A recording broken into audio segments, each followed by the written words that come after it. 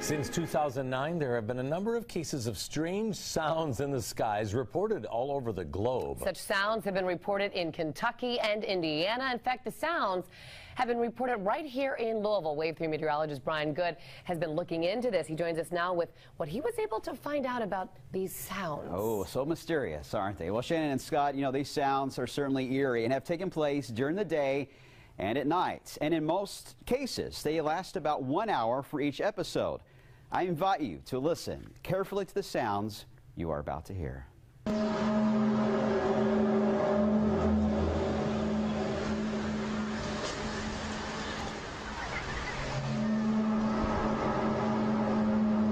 The sounds certainly get your attention, and they're making headlines all over the world. Tonight, investigators are trying to solve a bizarre mystery. Strange noises heard around the world the last few weeks. Hoje, Marcelo Espanha, boa noite para você. Conta melhor essa história pra gente. A loud, strange noise early this morning woke up families in St. Paul. Some people describe them as trumpets. Others called it a long hum or even booms, like this recording in Tallahassee, Florida, back in 2011. Don't go out there.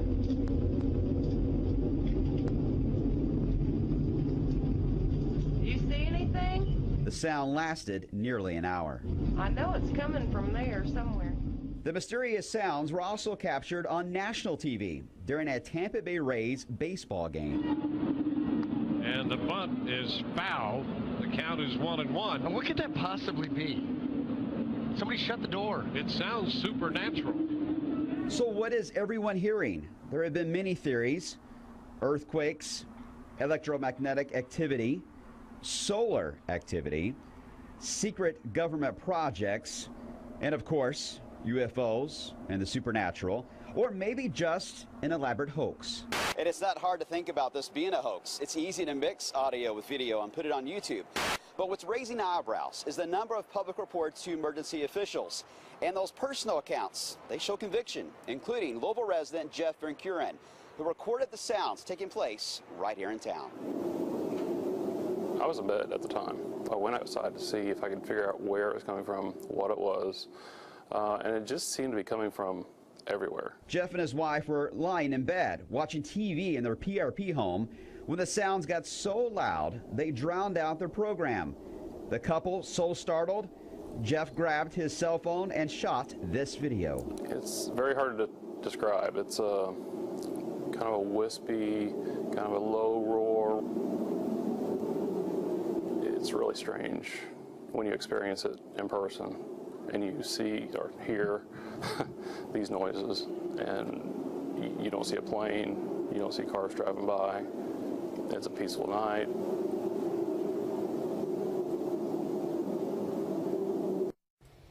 All right. Well, we do not have a definite answer yet as far as what exactly is happening with all these reported cases, but it is clear that something is taking place in the skies above. It might just be a matter of time, though, before someone captures the moment that could finally explain it all, guys. And I have goosebumps now. It's been a little eerie, and we've had several videos actually in Louisville. Jeff was the one that agreed to come talk to us, but it's something that several scientists and experts I've spoken with are familiar with. They are still, though, investigating. The invisible UFO with the space-age engine kind of humming, maybe? Yeah. Who knows? Major aftershock centered in Powhatan County shakes central Virginia. And as the sun rose this morning, people were checking their house foundations to make sure everything is still okay. This is the CBS 6 News at noon. I'm Cheryl Miller. So did you feel it? Just before 10 o'clock last night, a 3.2 magnitude earthquake aftershock shook central Virginia. Many of you called in or emailed us to let us know that you did feel it. CBS 6's Jake Burns is in Powhatan County right now where that aftershock was centered. He has our top story at noon. Jake? Well, Cheryl, the most severe shaking that we heard reported is right here in Powhatan County, so we wanted to know if there was any damage to the surrounding area. That's why we went straight to the epicenter. Unsettling, yeah. It's a gravel road in what some would call the middle of nowhere. The earthquake's epicenter originated here off Doolittle Lane on the Powhatan-Amelia line and shook Virginia for miles around. Something went right. You know, explosion, earthquake. Raymond Murray lives only a few miles away from the epicenter. Felt like a tremor first, then a great big boom, and the whole house shook. It sounds like a freight train rolling through there, and that's what they always say a tornado sounds like. So that was my first thought when we had the thunderstorm and there was no thunder. I was thinking, oh no, what's going on? What was going on was one of the largest aftershocks in central Virginia since 2011. Wednesday's quake registered at 3.2, a far cry from the 2011 quake in Mineral that did millions of dollars of damage up and down the East Coast. Before tending to his church's lot Thursday morning, Murray did a quick survey of potential damage. The church and the foundation looking good, and no stones are turned over from it. Most people experienced little to no damage from Wednesday's rumble. In fact, the owners of the Countryside shop down the street from the epicenter say the only thing that even fell off the shelf was this pack of beef jerky. Murray says he and his neighbors won't ever get used to feeling the earth shake beneath them, but they won't freak out about it either. I won't try to speculate, just waiting to see what the news was. Now, the most damage we heard of reported was just maybe a few things knocked over on a porch or in the kitchen. The good news is that, Cheryl, but the bad news is that a lot of people were thrown off and startled by last night's earthquake. It's still surprising when the earth shakes here in central Virginia. Thank you, Jake. We want to turn now to CBS 6 meteorologist Mike Stone. Mike, this is yet another aftershock of that earthquake in Louisa 3 years ago. So can you tell us why this is still classified as an aftershock, not an earthquake? Yeah, well, when we have huge earthquakes like the one we had in 2011, we can have aftershocks up to 3 years or even 5 years afterwards. We'll switch on over and I'll show you what's going on in terms of the seismic zone across parts of central Virginia. There's Mineral there where we had the initial earthquake, and you notice this part of Powhatan is right on the edge of this secondary zone. So we don't have a fault line per se. We have this zone, and you can see the latest aftershocks. In fact, the one from today ranks in about the top 10 so far. And it's been a little while since we've had an aftershock, but that doesn't mean anything compared to what we saw yesterday. Again, located just a few miles west-southwest of the city of Powhatan. It's about 35 miles south of Mineral. And again, the magnitude was a 3.2. It happened at 9:47 last evening. Take a look at the seismograph. You can actually see something jumping out at you. This is the blip that occurred when we had the quake last night. So that's the earthquake weather-wise across the area. It's going to be another toasty, humid day in most areas already in the low and mid-80s.